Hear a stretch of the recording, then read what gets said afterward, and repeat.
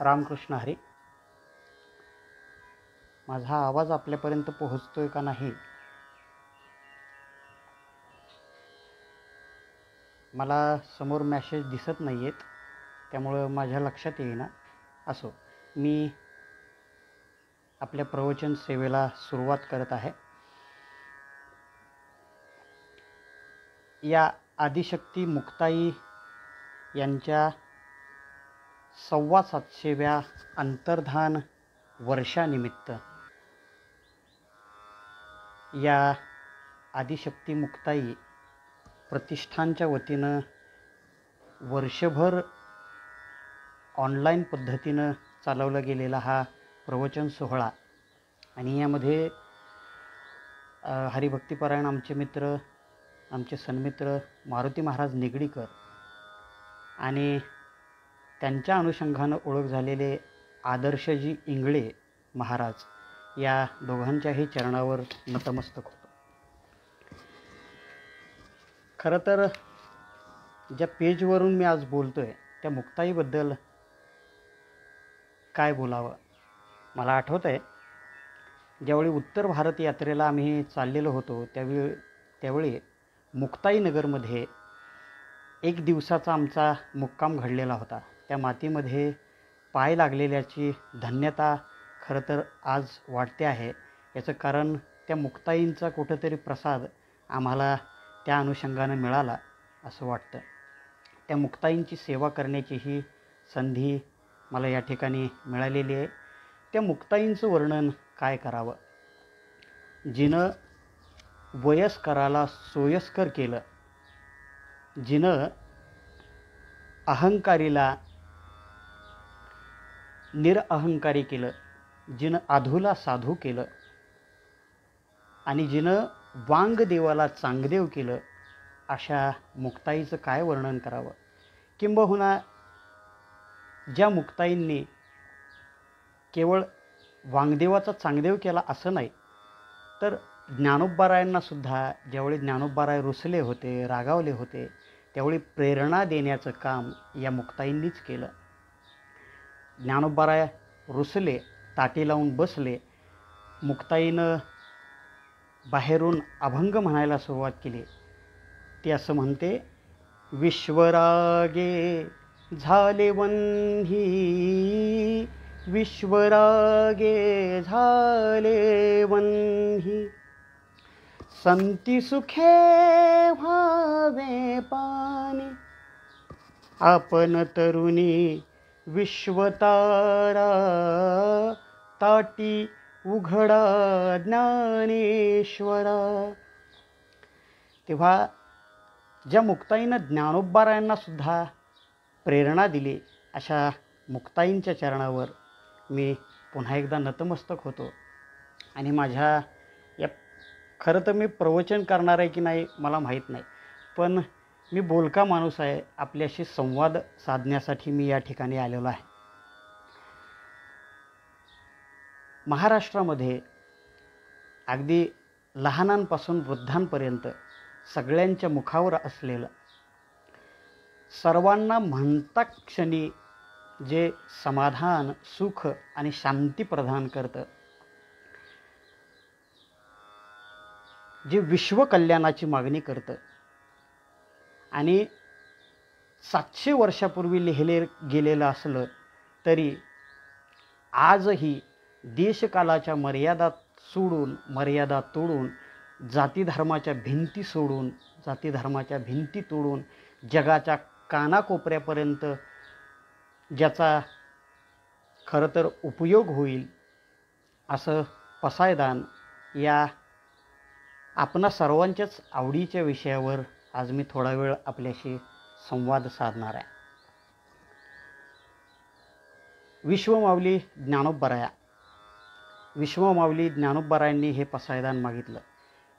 पसायदानावरच बोलण्याचं कारण असं की मुक्ताई आणि ज्ञानोबारायांचं एक वेगळं नातं होतं. आणि मुक्ताई या ज्यावेळी ज्ञानेश्वरी लिहिली गेली त्यावेळी तिथं श्रोता म्हणून उपस्थित होत्या, आणि त्या सर्व ज्ञानेश्वरीच्या चिंतन मंथनातून, म्हणजे गीतेच्या चिंतन मंथनातून निघालेली ज्ञानेश्वरी, ज्ञान, भक्ती, वैराग्य याचं सुंदर असं मंथन करून ज्ञानोबारायांनी जे एक प्रकारचं नवनीत काढलं ते म्हणजे पसायदान.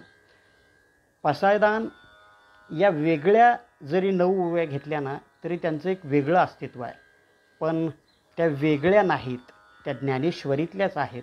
किंबहुना साहित्य सम्राट वि वा शिरवाडकर असं म्हणतात की पसायदान हा वारकरी संप्रदायाच्या मंदिराचा कळस आहे. कारण ते तेवढं आपण वाचलं किंवा तेवढं आपण श्रवण केलं, तेवढं जरी आपण चिंतन केलं तर एक वेगळं समाधान देणार आहे. पण तो मंदिराचा कळस आहे हे मात्र विसरायचं नाही. तेव्हा या वारकरी संप्रदायाच्या मंदिराचा कळस म्हणजे पसायदान. तेव्हा या पसायदानावर थोडंफार चिंतन करण्याचा या ठिकाणी आपण प्रयत्न करणार आहोत. 18 अध्याय पूर्ण झाले आणि मग ज्ञानोबाराया आपल्या श्रीगुरूंच्याकडं मागणं मागतायत.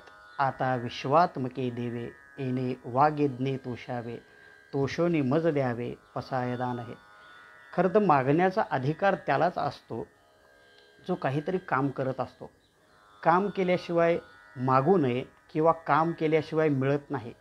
किंबहुना काम केल्याशिवाय जो घेतो ना तो भिकारी म्हणावा आणि काम केल्यावर जो घेतो ना तो वारकरी. आणि ज्ञानोबाराय तर आद्य वारकरी, माझे जीवीची आवडी पंढरपुरा नेईन गुडी असे असणारे ज्ञानोबाराया. ते ज्ञानोबाराया हा वागयज्ञ पूर्ण करतात आणि वागयज्ञ पूर्ण केल्यावर श्रीगुरुरूपी विश्वात्मक देवापुढं मागणं मागतात. खरं तर संतांची खासियत ही आहे की त्या काळामध्ये ज्ञानोबारायांच्या काळामध्ये 12व्या 13व्या शतकामध्ये अनेक देवत्व, बहुदेवत्व याचं फार मोठं प्रस्थ होतं. प्रचंड कर्मकांड माजलेलं होतं. धर्माधर्माची प्रचंड अशी भांडणं त्यावेळेत चालू होती आणि त्यावेळेत ज्ञानोबारायांनी या समाजाला बहुदेवत्व, अनेक देवत्व यातून बाहेर काढून ज्ञानोबारायांनी आपल्या चिंतनातून, मंथनातून, आपल्या अनुभवातून आपल्यासमोर एक देव त्यांनी मांडला आणि त्या एका देवाची उपासना आपल्याला करायला लावली. हे फार मोठे उपकार ज्ञानोबारायांनी किंबहुना संतांनी आपल्यावर केले. तेव्हा ज्ञानोबाराय म्हणतात आता विश्वात्मके देवे. त्यांचा देवही किती विशाल आहे बघा. अर्थात ज्याचं मन विशाल झालेलं आहे त्याला जग तेवढं विशाल दिसतं. ज्ञानोबारायांचं मन हे किती विशाल आहे. हे विश्वची माझे घर, ऐसी मती जयाची स्थिर. एवढं विशाल व्यापक झालेलं मन ज्ञानोबारायांचं. म्हणून ते विशाल झालेले ज्ञानोबाराया विश्वात्मक देवाकडं मागणं मागतायत. तो विश्वात्मक देव कोण? विठ्ठल जळी स्थळी भरला, रीता ठाव नाही उरला, आजिम्या दृष्टीने देखिला विठ्ठलची विठ्ठल. त्या विश्वात्मक देवाकडं ज्ञानोबाराया मागणं मागतायत. आता विश्वात्मके देवे, येणे वागेज्ञे तोषावे, तोषोनी मज द्यावे पसायदान हे. ज्ञानोबाराया प्रसादाचं दान मागतायत बरं का. पसायदान म्हणजे प्रसाददान. आणि मी मगाशी सांगितलं ना, एखादा माणूस जर असेल, काल्याचं कीर्तन व्हायच्या आधी जर प्रसाद मागायला गेला तर त्याला मिळणार नाही. कीर्तन झाल्यावर तो वाटला जातो. तसं ज्ञानोबारायांनी हा सर्व वागयज्ञ पूर्ण केला. आणि मग ज्ञानोबारायांनी एक शब्द फार सुंदर वापरला. ते म्हणतात तोषोनी मज द्यावे, संतुष्ट होऊन पसायदान द्या. उगीच रागानं नको. घरात आपली बायको आपल्याला म्हणते खा, असं नको. तर तोषोनी मज द्यावे. कारण समाधानानं तोषून दिलेलं जे दान आहे ना ते दान हे प्रसादरूप ठरत असतं. प्रसाद म्हणजे काय? तर देवाचं प्रत्यक्ष साक्षात दर्शन. प्रसाद, देवाचं प्रत्यक्ष साक्षात दर्शन म्हणजे प्रसाद. आणखी प्रसाद म्हणजे काय? तर प्रसादस्तु प्रसन्नता. आपल्या अंतःकरणाला प्रसन्नता प्राप्त होणं म्हणजे खरा प्रसाद आहे. तेव्हा ज्ञानोबाराया आपल्या अंतःकरणाची प्रसन्नता मागतायत. आपल्या श्रीगुरूंजवळ ते म्हणतायत, हे विश्वात्मक देवा, तू मला प्रसन्न होऊन हा प्रसाद दे. आणि मागणं काय मागतायत यातली दोन मुख्य मागणी मला महत्त्वाची वाटतात. जे खळांची व्यंकटी सांडो तया सत्कर्मरती वाढो, भूता परस्परे पडो मैत्री जीवांचे, आणि दुरितांचे तिमिर जावो, विश्व सुधर्म सूर्य पाहो, जो जे वांछिल तो ते लाहो, प्राणीजात. सामान्य माणसापर्यंत ही दोन मागणी फार महत्त्वाची आहेत. आणि नंतरची जी मागणी आहेत ती उच्च पदाला पोहोचलेले जे साधू आहेत ते कसे आदर्श असावेत ही सांगणारी नंतरची मागणी आहेत. म्हणून ज्ञानोबा म्हणतात, जे खळांची व्यंकटी सांडो. आता खळ म्हणजे कोण, तर खळ या शब्दाचे 4 अर्थ होतात. एक, खळ म्हणजे चिकटवायचा पदार्थ, खळ म्हणजे कष्ट, खळ म्हणजे धान्य ठेवायची जागा, आणि चौथा त्याचा अर्थ आहे खळ म्हणजे जो अंतःकरणातून वाईट आहे तो खळ. अर्थात कुणाला म्हणायचं खळ, एक संस्कृत सुभाषित आहे, विद्या विवादाय धनम मदाय शक्तिम परेशाम परपीडनाय. ज्याच्याकडे विद्या असते पण ती केवळ विवाद करण्यासाठी असते, ज्याच्याकडं विद्या विवादाय धनम मदाय, धन हे केवळ दर्शवण्यासाठी किंवा दुसऱ्याला दिपवण्यासाठी असतं, आणि शक्तिम परेशाम परपीडनाय, ज्याची शक्ती ही दुसऱ्याला त्रास देण्याकरता असते, त्याला म्हणायचं खळ. अर्थात ज्ञानोबारायांच्या काळात ज्या खळांनी ज्ञानोबारायांना त्रास दिला, त्या काळात जर ज्ञानोबारायांनी त्यांच्याविषयी ज्ञानेश्वरीत कुठेतरी लिहून ठेवलं असतं की या लोकांनी मला भयंकर त्रास दिला, तर आत्ताचे साहित्यिक असं म्हणतात की कदाचित ज्ञानोबारायांनी योग्य केलं असतं. पण इथं ज्ञानोबारायांना माऊली का म्हणतात ते आपल्याला कळून येतं. याचं कारण आहे, ज्ञानोबारायांना माऊली म्हणलं जातं याचं कारण, माऊलीचं लक्ष आपल्या नाठाळ मुलाकडं पहिलं असतं, आईचं लक्ष हे आपल्या नाठाळ मुलाकडं पहिलं असतं. आता जे ऑनलाईन येतील त्यांना मी एकदमच नमस्कार करतो. याचं कारण ती बोलण्याची लिंक मध्ये कट होते. सर्वांना रामकृष्ण हरे. तेव्हा नाठाळ मुलाकडं पहिलं लक्ष देते तिचं नाव आई. आणि ज्ञानोबाराय तर विश्व माऊली आहेत. मा म्हणजे मानवता, उ म्हणजे उदारता, ली म्हणजे लीनता, अशी असणारी माऊली म्हणजे ज्ञानोबाराया. त्या ज्ञानोबारायांनी ज्यांनी हयातभर ज्ञानोबारायांना त्रास दिला, ज्ञानोबाराया त्यांचीच वृत्ती सुधारावी असं मागणं मागतायत. याचं एक कारण मला वाटतं असं असावं की ज्ञानोबारायांना असं वाटत असावं, माझे येणारे पुढचे जे काही सद्भक्त असतील ना, त्यांना या लोकांच्याकडून त्रास होऊ नये, किंबहुना सगळेच सद्भक्त व्हावेत, जे खळांची व्यंकटी सांडो.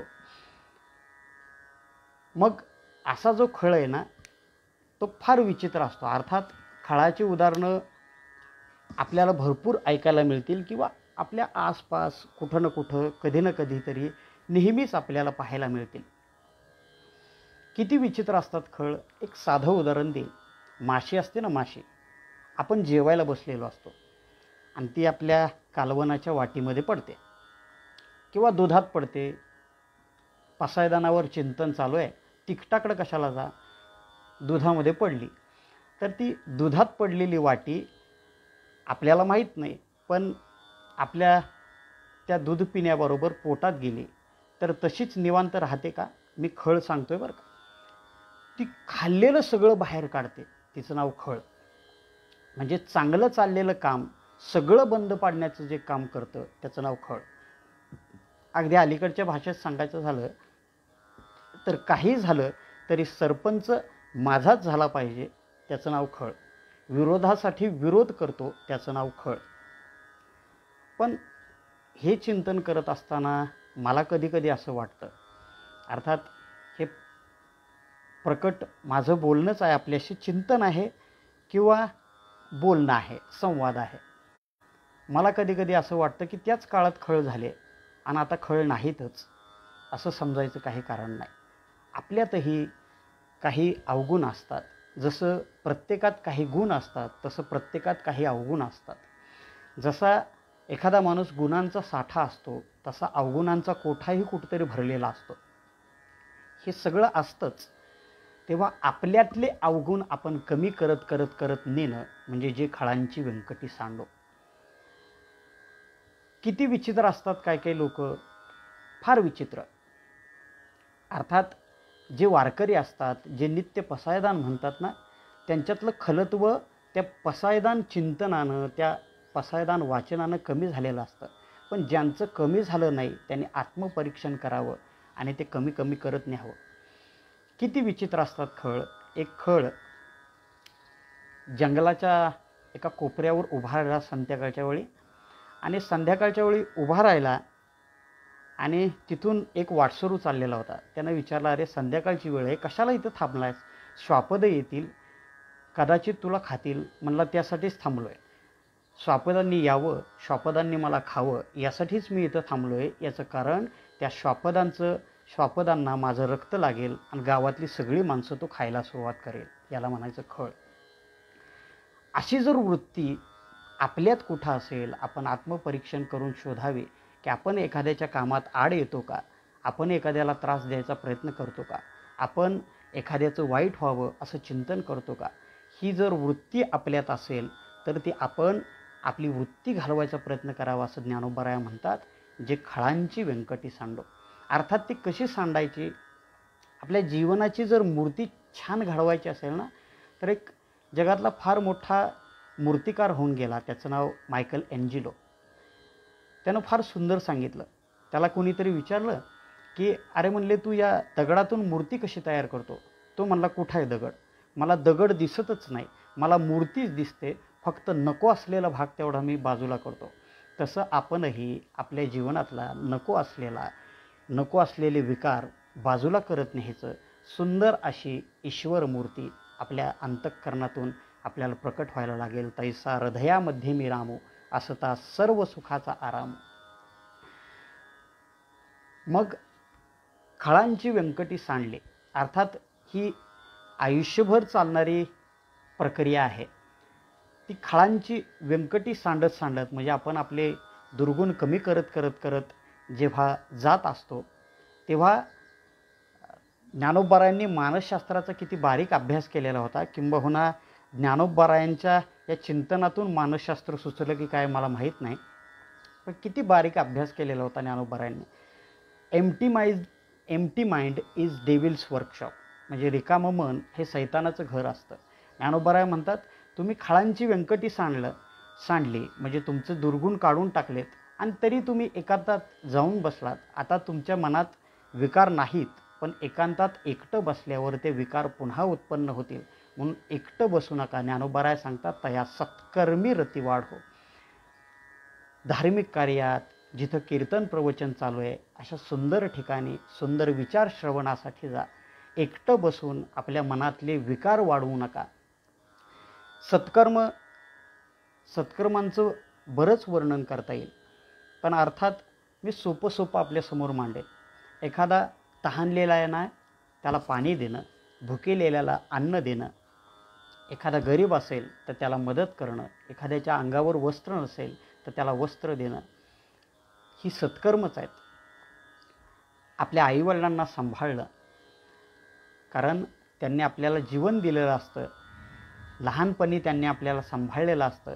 म्हणून त्यांचा वृद्धापकाळ, आपण त्यांच्या वृद्धापकाळात त्यांना मदत करणं, त्यांना सांभाळणं हे सत्कर्मच आहे. तेव्हा तया सत्कर्मी रती वाढ हो. चांगल्या विचारांनी आपलं जीवन भरून टाकायचं. आणि मग रती म्हणजे प्रेम बरं का. तया सत्कर्मी रती वाढ हो, असं प्रेम वाढत गेलं पाहिजे. आणि सगळ्यात मोठं सत्कर्म आहे हरिमुखे म्हणा पुण्याची गणना कोण करी. असं सत्कर्मात जर आपण लागलो, तर त्या सत्कर्मात जर आपलं प्रेम वाढलं ना, तर मग ज्ञानोबराय त्याच्या पुढे सांगतात, भूता परस्परे पडो मैत्र जीवांचे. परस्परामध्ये मैत्र निर्माण होईल सत्कर्मात.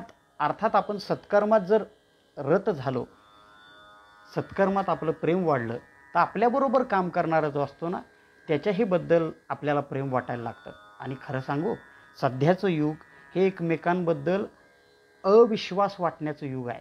समोरचा आपल्याला धोका देईल का काही किंवा आपल्याला फसवेल का काही असं वाटण्याचं एक विचित्र युग सध्या चालू आहे. पण खरं सांगू,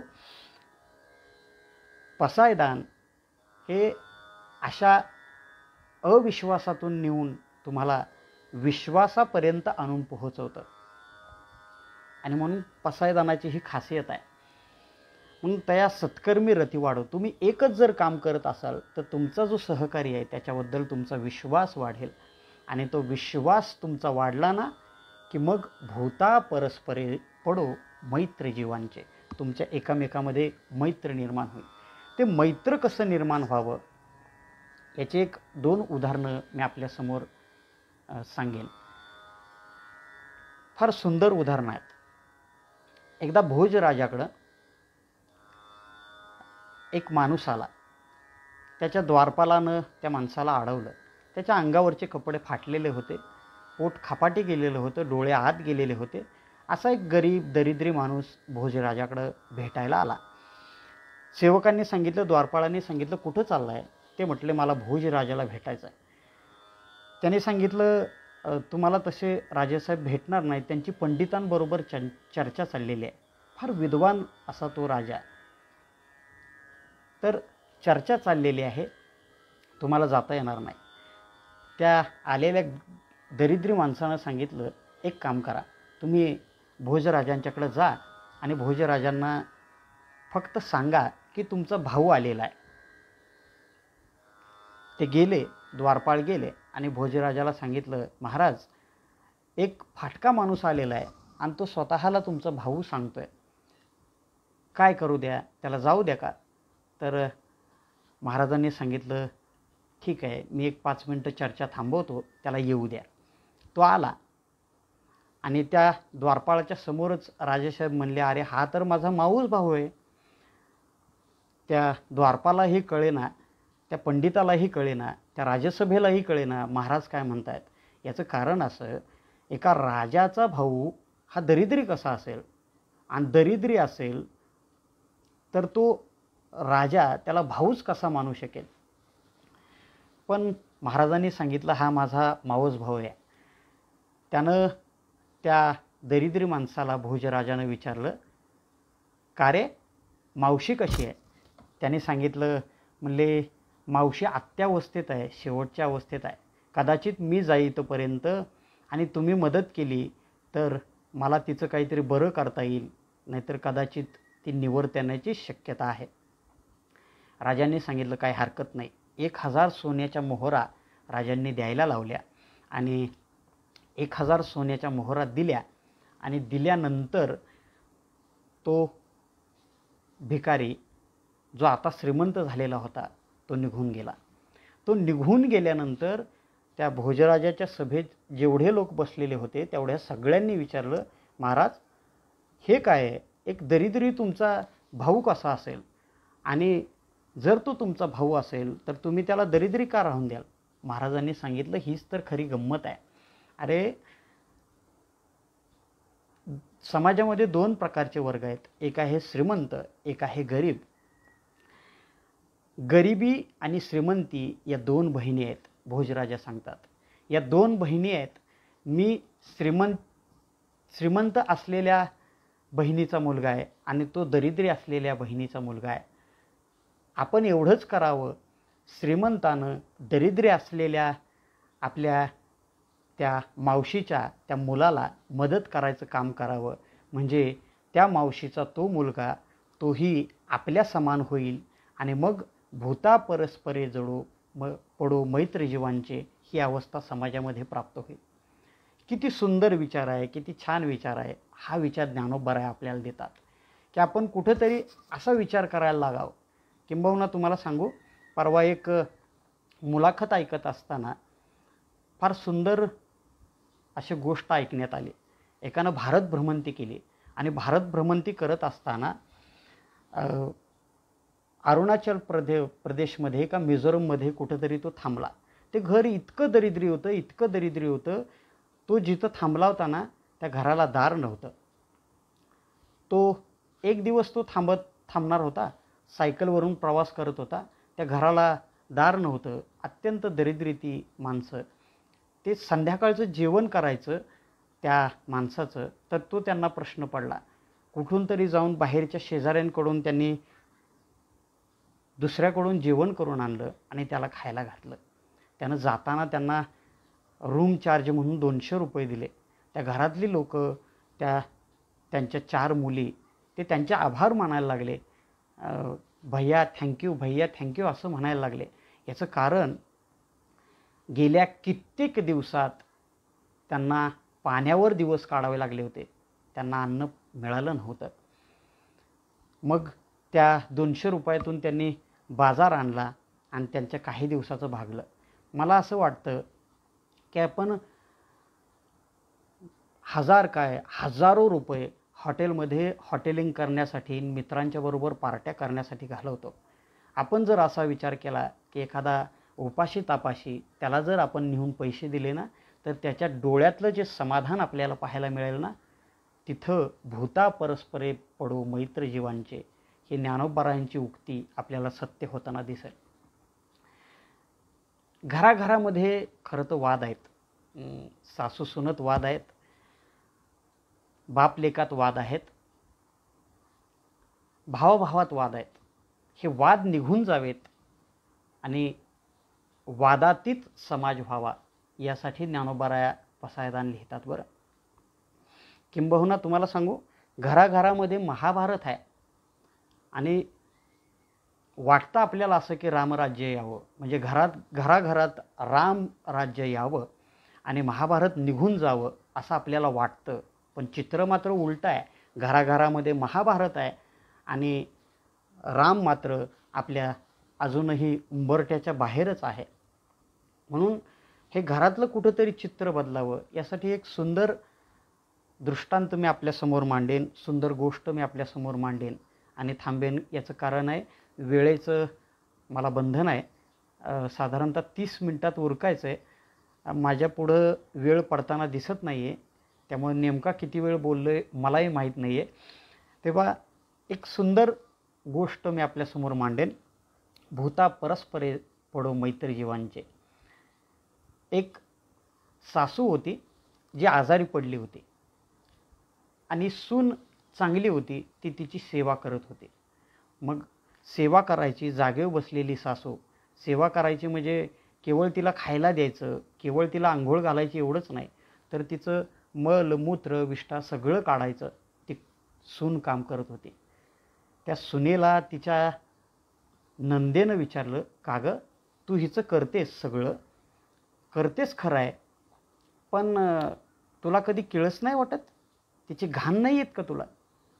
तर त्या सुनबाईनं सांगितलं, नाही गं म्हणली, मला त्याची घाण येत नाही, तर मला त्यातून तुपाचा वास येतो. तिला कळलं नाही.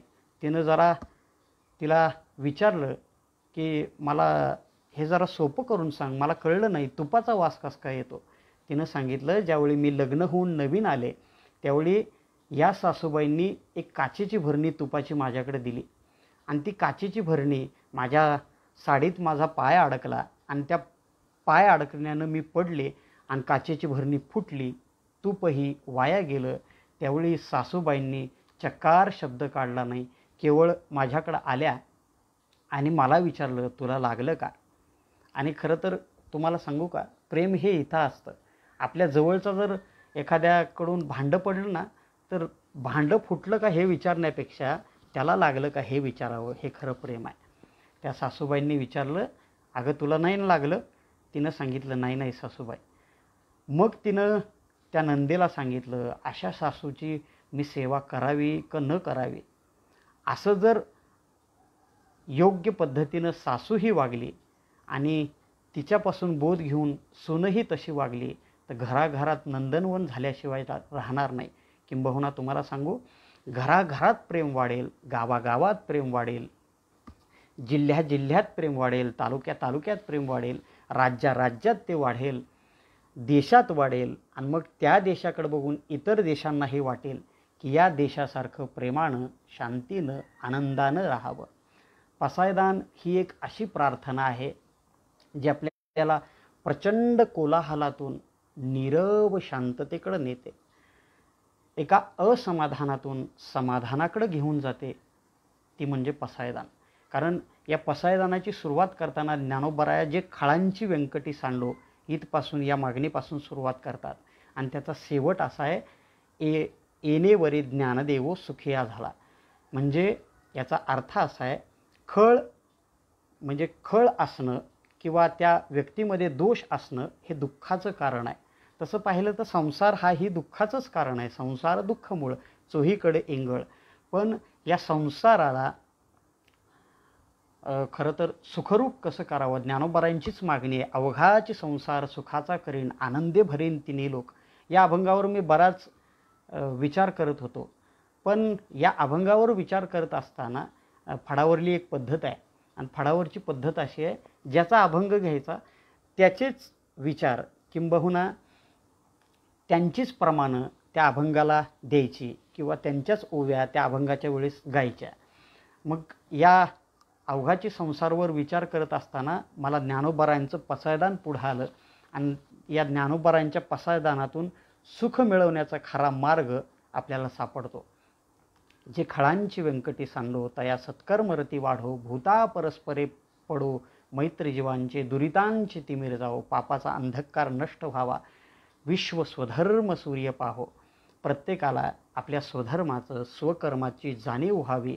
केवळ आपण आपले हक्क काय यापेक्षा आपली कर्तव्य काय याकडं आपण लक्ष द्यावं आणि मग जो असा दुर्गुण टाकेल, आपल्या स्वधर्मात रत राहील, परस्परात मैत्री ठेवेल, त्याला जे पाहिजे ते मिळेल बरं का. पण सत्कर्मात असणाराला, दुष्कर्मात असणाराला त्याला जे पाहिजे ते मिळणार नाही. वर्षभर तुम्ही अभ्यास केला नाही आणि मारुतीसमोर उभं राहून जर मारुतीला म्हटलात की देवा मला पास कर, तर तो देव तुम्हाला तिथंच तुमच्यासमोर नापसंती दर्शवेल. याचं कारण असं आहे, तुम्ही कर्म केल्याशिवाय, सत्कर्म केल्याशिवाय त्याचं फळ चांगलं मिळणार नाही. आणि म्हणून आपण चांगलं करावं, मग जो जे वांछील तो ते लाहू प्राणीजात.